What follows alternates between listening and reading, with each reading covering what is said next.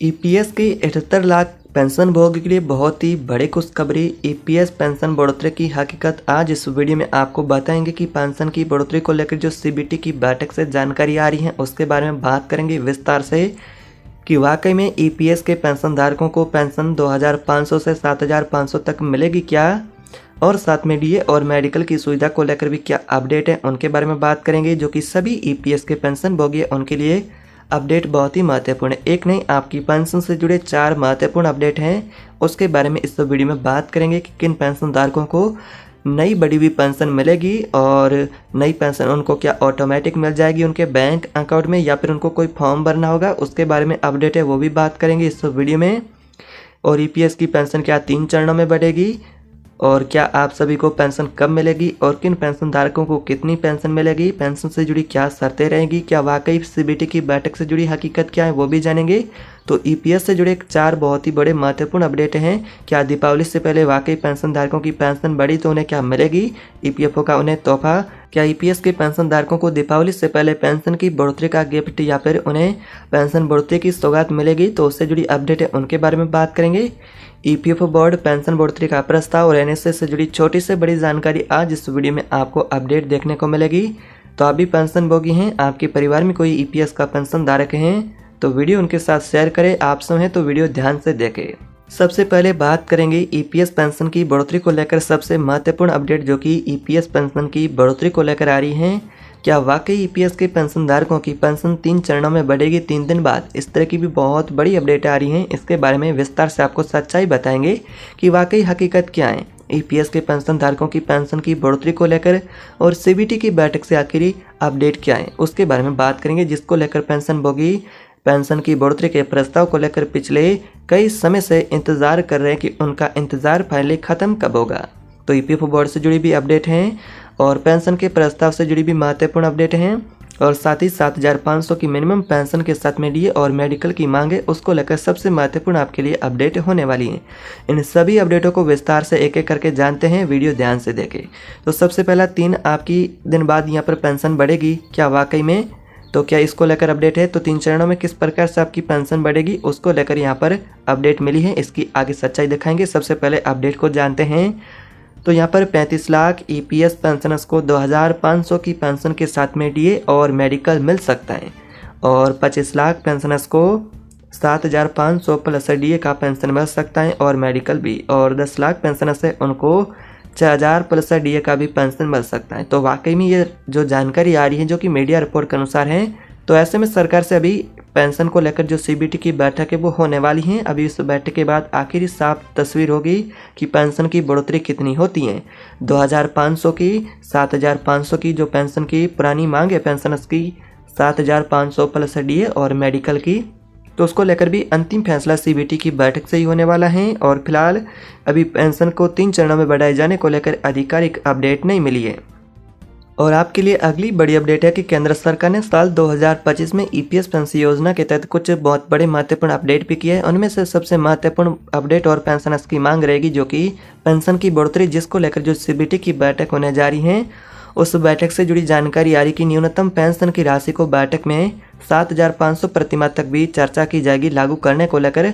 तो ये पहले की राशि की बात करें तो 1000 की पेंशन थी, जो कि आज के समय में बढ़ती महंगाई के हिसाब से बेहद कम थी। सरकार ने ये कदम बुजुर्गों की आर्थिक सहयोग के लिए और पेंशनभोगी की सामाजिक सुरक्षा को देखते हुए चर्चा को लेकर उठाया, जिसमें सीबीटी की बैठक में चर्चा होगी। आप सभी को पता है कि जो सीबीटी की बैठक होती है वो ईपीएफओ की अंतिम शीर्ष निर्णय लेने वाले निकाय की बैठक होती है। तो ऐसे में आपकी पेंशन को लेकर और ईपीएफओ का नया डिजिटल सिस्टम है उसको लेकर भी चर्चा होगी। सरकार ने यह कदम बुजुर्गों को और पेंशनभोगी को सामाजिक सुरक्षा को ध्यान में रखते हुए उनको देने को लेकर महत्वपूर्ण कदम है उनका। ईपीएफओ ने इसके लिए एक नया डिजिटल सिस्टम भी तैयार किया है, जिससे पेंशनभोगियों की पेंशन संशोधन की प्रक्रिया अपने आप शुरू हो चुकी है।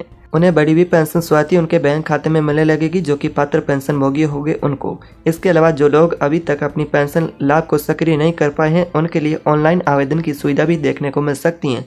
अभी ये फिलहाल चर्चाओं के तौर पर यह जानकारी सामने आ रही है। आधिकारिक अभी सरकार की बैठक जो कि सीबीटी की बैठक के बाद ही जानकारी आएगी।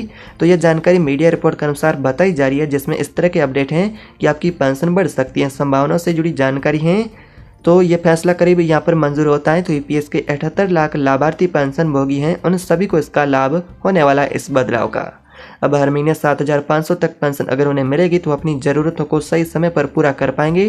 तो 2,500 की पेंशन को लेकर भी चर्चा हो रही है कि 2,500 की पेंशन पहले चरण में भी लागू की जा सकती है, दूसरे चरण में 6,000 या फिर तीसरे चरण में 7,500 पेंशन भी लागू की जा सकती। तो वाकई में अभी फिलहाल ये चर्चाओं से जुड़ी जानकारी मिली है। वाकई में जो फैसला होगा वो सीबीटी की बैठक के बाद आएगा। तो इस योजना में विशेष रूप से उन लोगों के लिए पेंशन उन्हें मिलती हैं जिन्होंने नौकरी के दौरान कम से कम 10 साल तक ईपीएफ में योगदान दिया है, जिनकी उम्र 58 वर्ष है उससे अधिक है।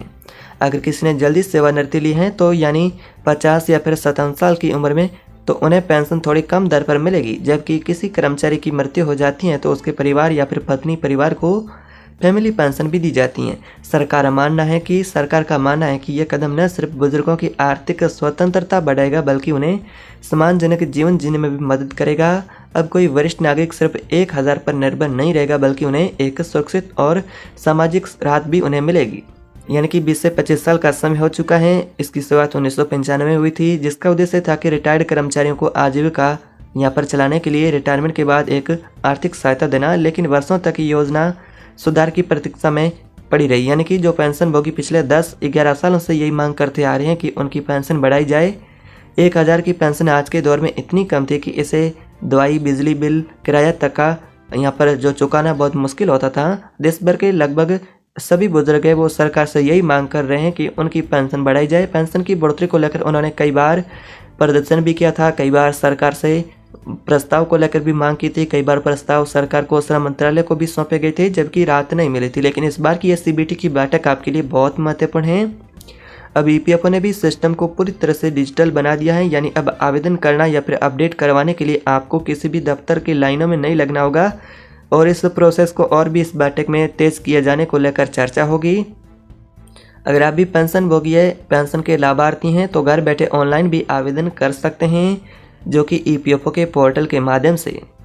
तो इस प्रकार से आप सभी को यहाँ पर ये फायदे हो सकते हैं, बैठक से मंजूरी मिलती है। विशेषज्ञों का मानना है कि फैसला सिर्फ शुरुआत है। सरकार आने वाले समय में पेंशन को लेकर और भी महत्वपूर्ण डिजिटल सिस्टम को ईपीएफओ का पोर्टल है उसको लेकर और ईपीएफओ का जो डिजिटल सिस्टम है उसको सुधार की दिशा में कदम सरकार के जारी हैं।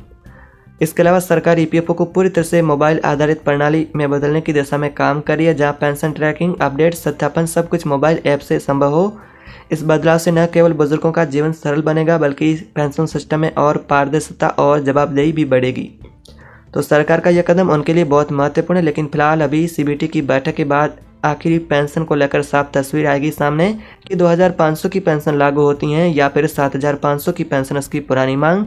आखिरी फैसला सीबीटी की बैठक से आने वाला है। आपका क्या मानना है पेंशन के बारे में, राय कमेंट बॉक्स में बताएं। और वीडियो उपयोग लगी तो वीडियो को लाइक करें, शेयर करें। ऐसी अपडेट के लिए चैनल को सब्सक्राइब करना ना भूलें। मिलते हैं अगली और पेंशन से जुड़ी नई ताज़ा अपडेट में, तब तक के लिए जय हिंद।